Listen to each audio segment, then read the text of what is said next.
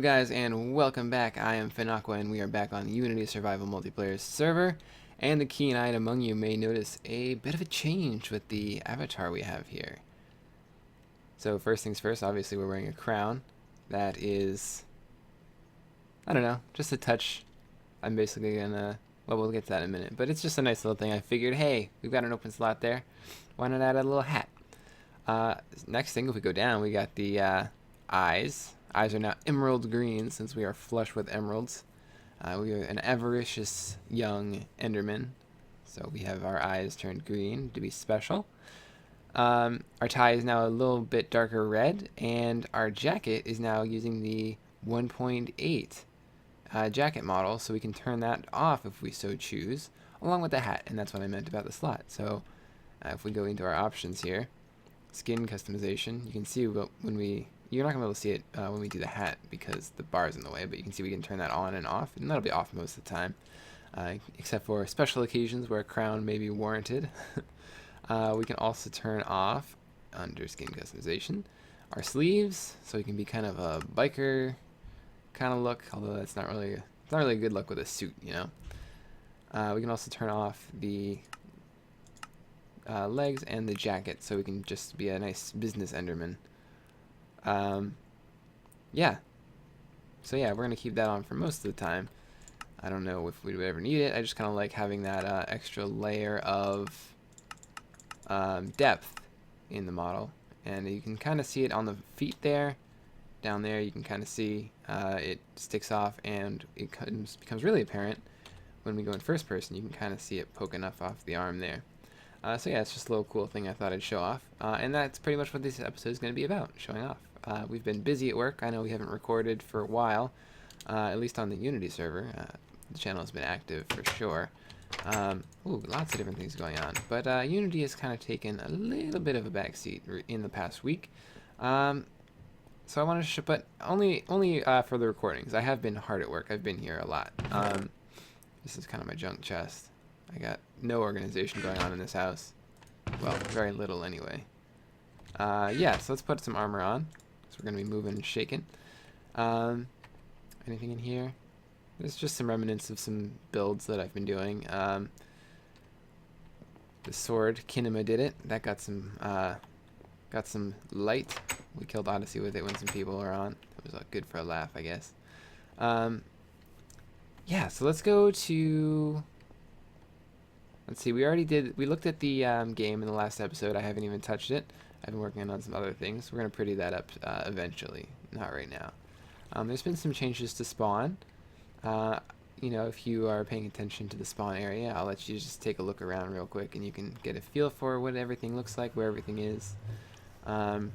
We've had a couple people leave, a couple people join, I think, so, you know, it's a very active time.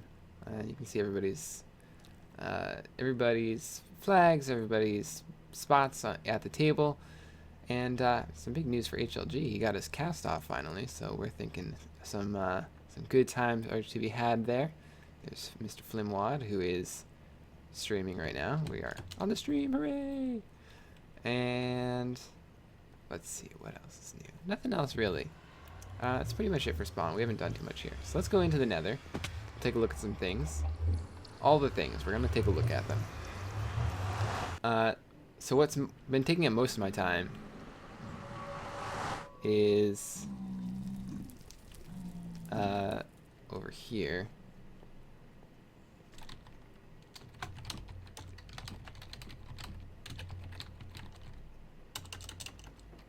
The second floor of my house. So yeah, you can see we have a little bit of a special thing here. We got a rail. It's all hooked up, almost all hooked up. There's a little bit here. It does work well. We've got some minecarts here, some minecarts at the other end, and one is ready to go.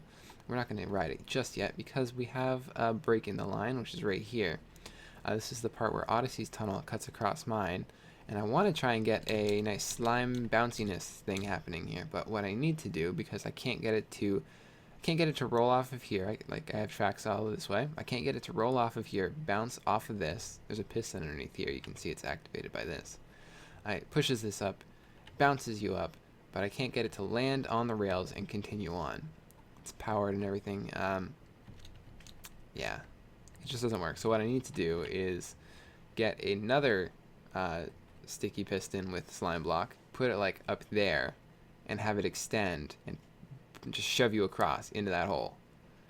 That's basically the plan there, and I've got the material for it. I'm just not going to work on it right now because I've been working on it pretty much all day yesterday, along with a little bit of other project, but that's pretty much what I was doing yesterday, and that's kind of sticky pistoned out at this point. I was playing around with some different speeds, different heights of this guy, different locations for the slime block. Yeah, it's a process. So let's go back here actually, before we go out to the mountaintop base and see how much we've done over there. And it's not anything crazy, so don't get your hopes up, but we do have quite a bit of progress, and it's nice to actually have that progress, even if it's not something like a completed build suddenly springing up out of nowhere. If we go down Tesla's tunnel, Tesla DV, Dirt versus Diamond, we can see there is a branch off of here at this torch. If we go down this branch, there is a turn, and behind the turn there's another portal, and this nether portal leads us to something fantastical. This was built by mainly by Kinnem, I believe, and I believe Tesla helped out as well, and I did a little bit too. I helped out with this part here. What this is, though, if we can avoid falling, this is a dark room spawner, and it has a hopper timer. You can see it down there. We'll go and check that out. It's got a this whole tower here leading down is a off switch, basically, just in case we need to get in there and work on it, I guess. Always handy to have a contingency plan. So yeah, hopper timer. Looks like it's set to 25 or 26 items, something like that. And that is activating alternating water sources, so it's flushing things down. Let's take a look. I'm not sure exactly how many. I guess we can figure it out, right? If we get back here, we can maybe see 1, 2, so maybe 4. There's either 4 or 5 platforms, and they're in a range in a square around here. So 4 platforms for each level, and 4 or 5 levels, maybe 6. And go. Oh, I missed. And this is my addition. I'm going to turn this off for now. I added this here because it's a nice, simple redstone clock, and it makes a lot of noise, but it's down here where nobody's going to be standing anyway. If you're standing down here, you're not really going to be able to get the maximum efficiency from the spawning platforms. So the sound doesn't really matter to us here. What this does is it puts a signal into this block, it takes it out via this repeater, and puts it into this dispenser. So everything from this hopper platform, and this is where all of the mobs fall and die, everything is going to collect up into this guy, and it's going to be activated non-stop by this by this redstone clock, spitting it out into this water stream and into the invisible itemizer. And you guys have seen me build those before. I did a little special on them with Odyssey's item sorter. We did kind of a mini design shop in that episode, and we talked a little bit about that, how it works. But you can see I have the solid blocks and the fence posts, and there's some ice with water streams, so the items move nice and quick, and a little spot for them to collect up just in case. That goes way up. I had to use like 4 or 5 stacks of glass for that. It was kind of intense, and I kept running out of glass like right at the points where I couldn't jump off. I had to like waste ender pearls. It was sad. It was a very sad time, but I was able to, from this, get a bunch of gunpowder. So now we have plenty of gunpowder for our game, and we also have plenty of gunpowder to create a chunk clearer. So we can build a nice little device using dispensers to place it over a slime chunk, and we did find one. It's pretty close to spawn, so we'll be careful with it for sure. We'll do some testing out in the desert, maybe the desert of our creative world, and yeah, we'll have a nice slime chunk cleared out, and I'll let somebody else do the tedious work of actually building it. I'm just here I'll blow stuff up and run. It's basically the plan. And don't worry, when we do that, we will be with you guys. I would not deprive you of the chance to see explosions. But you can actually see the item riser comes right up here, so you don't even need to leave this platform. This is to turn it off the thing, the farm. Excuse me. So yeah, you can come out of here and you can pretty much just stand here. You have a nice little viewport. With this texture pack, it scared me at first because obviously it's pretty clear. It's just that white outline. But yeah, so you can stand right up here and just wait for the items to come to you. So if you needed arrows, this would be a pretty good spot, although there is a skeleton farm right next to the spawn, same with the bones. Really, this is going to be good for string, auto collection of rotten flesh, say for my villager farm. I've got a couple of clerks, and that's really good there, especially if the gold farm stops getting used so much or people stop saving it. What else? Wheel of Witches, that's where the sugar, the redstone, and the sticks come from, and the gunpowder comes from the creepers, and that's the main thing I'm interested in right now. But, you know, we have, like, I think 5 or 6 stacks at spawn, along with a couple of stacks of actual full TNT, so we'll be set for that for a while. But if anyone ever needs some items, some mob items, they can come over here. Only dark spawning mobs that we can't farm with this system are the Endermen, because obviously they won't be pushed by water, they'll just teleport away. Alright, so let's go back. We'll ride the rail system from past the break, and I cannot wait until it's finished. I can just hop in and hop out, no problems, no questions asked. It's going to be amazing. But for now, we'll just kind of run with it, literally and figuratively, and make our way out to the base. And it's really nice even already, because it saves on so much food, because it takes so long to get there normally, like just running, say. So we can hit this button, and this will obviously not take us very far, but hey, whatever. Just click that back, go this way, bam, right up this way, put it down, good, and in we go. Alright, so yeah, you can see we'll roll, hitting things, we can see we're rolling right along, and this is just basically foolproof. I do need to try and get a system to get zombie pigmen out of the way. I think maybe they don't spawn in light. I'm hoping. That's why I added some of these torches, because that is a problem with the rail systems, especially when they're only one wide like this, is that the zombie pigmen do have a tendency to kind of gum up the works. They'll stand right on the tracks, and you can't really get past them. It's really hard to anyway, because the minecart is an entity, and it does get pushed by other entities like, say, zombie pigmen or players. So yeah, you can see just a lot of gold, a lot of iron went into this. And you may be saying, wow, Fenaqua, you spent a lot of time mining to get all this iron. And true, I did spend a lot of time mining, but I didn't spend this much time mining. I have a secret, and I'll show you in a minute. And it's not really a secret. See, there's some pigmen just being jerks. Little hoods off on the wrong side of the tracks. Ha ha ha. Yeah, I said I was going to maybe just start it up here, and I actually just, went for it. I brought it down here. I had some extra rails, so I was like, why not? Alright, here we go. So that's fine. Normally I kind of take it back, but I have a few extras, so I'll just leave it, and I'll see how that works. So here's the mountain base. Go in here, and you can see we're nice and easy on the food. We didn't need to eat while we were running, or while we were traveling. Very nice. And so yeah, we have the nice blocks here. Just kind of a nice platform, and we're getting ready to build. We haven't built the house yet.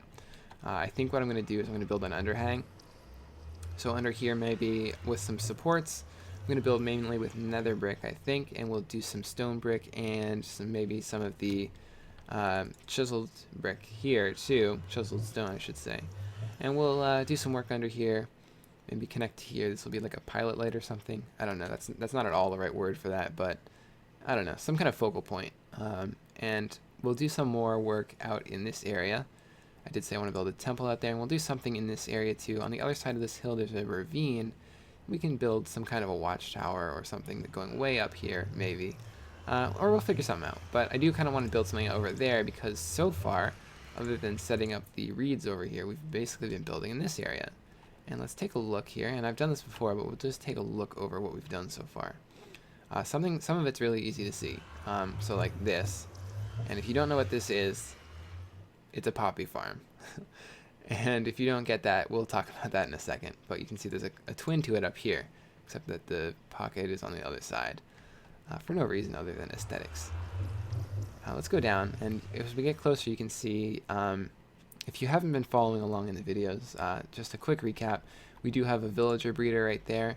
At this point in time, it's spawning golems because it is, I think, maxed out in terms of villagers.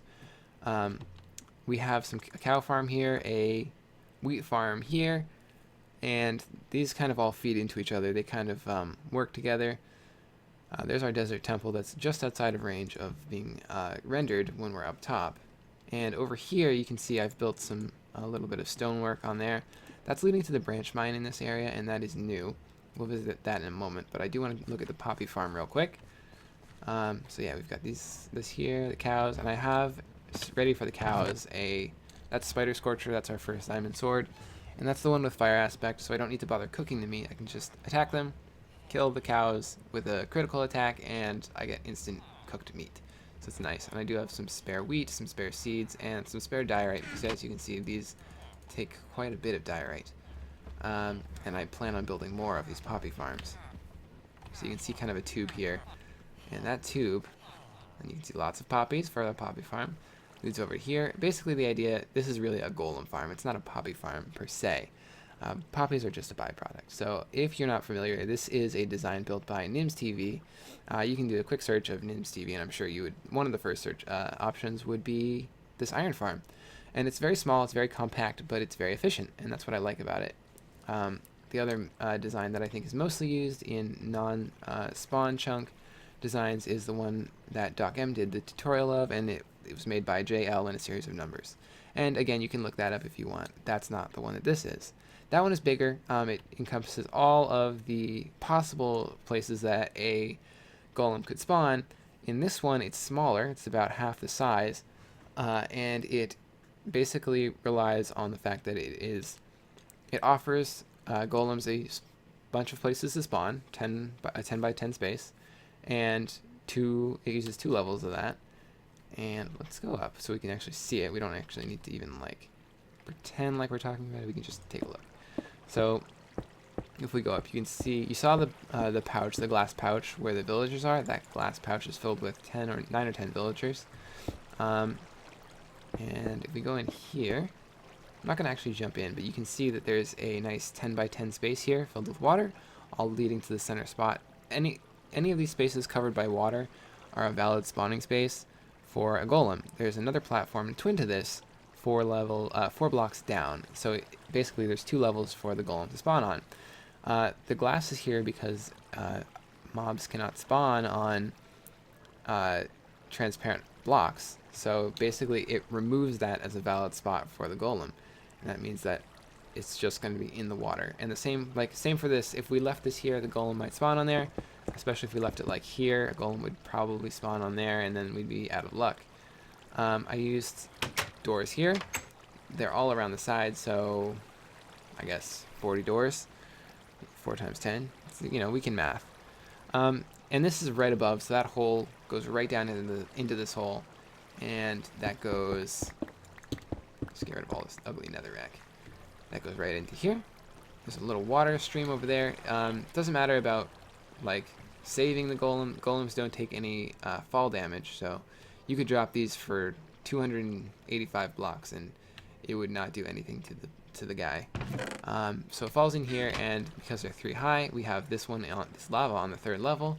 Their heads go in it, they burn, they take 50 points of damage, and they drop their poppies and iron. And so that's our poppy/iron farm. And you can see I've kind of left some of the poppies in here at this point, but I've taken out quite a bit of the iron. This is all from the iron farm. All the iron that I got for the rails is mainly, at least, from the iron farm as well. I just AFK here for a little bit, and boom, got flushed with iron. You can see even 24 really. Well, how much do I have? So that's 2 stacks plus 1, 2, 3, 4, 5. So that's even just filling this to make a nice even display. Like, that's how much iron I have that I can just use it for this.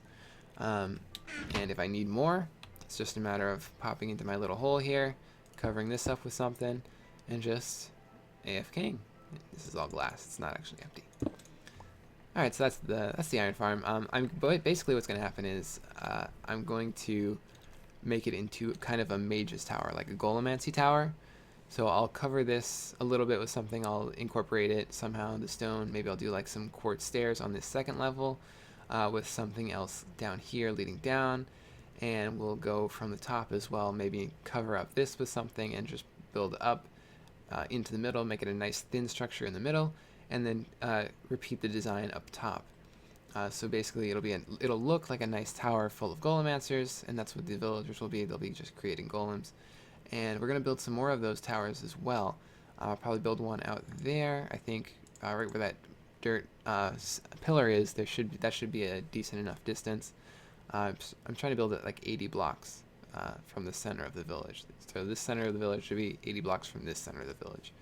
And that's to keep them from merging and spawning golems like in the middle here, and that's no good. So yeah, we're going to dot the area with these towers. It's going to be a lengthy process, so we're probably going to be building these for as long as we're playing on the server, at least in this instance. And we'll go all around. So basically the idea is when we're standing over there, there should be golems spawning, and they should all lead to a central spot, maybe this one or maybe a different one. We'll change it around depending on where we end up building these and what the central location is. So yeah, that's the plan there. And that's going to be a lot of resources, as you might imagine. This already was a lot of resources, just because it's so bulky and compact, like so many blocks. Anyway, let's take a look at the branch mine that we have. It's not really a branch mine so far. So far, it's just a kind of workshop style area. You guys know, I think, if you guys have been watching, you guys know what I like to do. This is just kind of an entrance. It's very, very martial, I guess. This is kind of nice. I like that. I built this here just because I had some stairs, and I figured I'll see what happens. And I kind of like the way it turned out, so I'll probably build some more of those type structures. And that's inspired by something I found when I was exploring on some other server. I can't remember which one. But this is the way down. There's ways out, and we'll kind of make this more complete at a later time. But we have these double wide stairs going down with the torches to light it up. And ooh, I really have to sneeze. There kind of is like a couple of spots where it branches off into caves, and I've sort of explored them, sort of not. Let's put it there. But this is the main workshop area, built right on a lava lake, or lava pond, I guess I could say. And I brought some more water. Brilliant. So now I have an infinite water source here. Yes, I do. And I got an anvil, some what do you call these things? Furnaces? I had to read the word. And there's another cave that I was talking about back here. Oh look, there's diamond. I didn't even see that. I didn't explore this much, obviously. I need my efficiency pick. Wow, I can't believe I didn't see that. Did I? I guess I didn't even go this way, really. So yeah, look at that. Diamonds. Ta-da! Let's just take a look back here. Ooh, yay. I like it when more show up. Any more? Any more? Any more? Or is it just 3? Maybe 4? 4! Look at that. Alright, I'll take 4. And we'll just... I like to make it nice and clear just so there's no funny business. We all know what's happening. So yeah, it looks like 4. So let's go over... I think I built an ender chest here. Yes, brilliant.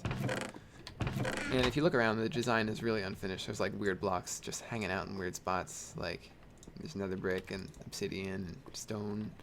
Oh, you know what? I did start a branch. I went down this way a little bit. And that way too.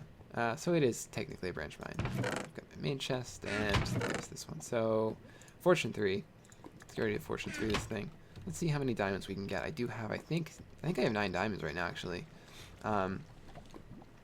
I think it was Code Traps bought a bunch of my rails, 6 diamonds worth, and we found a bunch before, so let's see how many we get from this. 4 blocks gives us, with Fortune 3, 9 diamonds. Brilliant. So that's 2 blocks worth of diamonds we have. Don't fall in the lava with the diamonds. It's never a good idea. And lots of redstone here, so we are good to go. Not that we're wanting for redstone, even with the pace we've been using it at. So let's put these away. So we've got 18 diamonds now. That's beautiful. Lots of lapis, lots of emeralds. We got 8 emerald blocks. Yeah, we're pretty good here. Nothing really needs repairing right now. I kind of went through and did everything. Maybe the bow at some point, but that does not require diamonds. So yeah, that's pretty much my story right now. I just wanted to give you guys that quick update. I think we're going to be doing an Ender Dragon fight soon on the server, so stay tuned. I'm not sure what the plan is for that. There's going to be a UHC in the works, so get hyped, guys.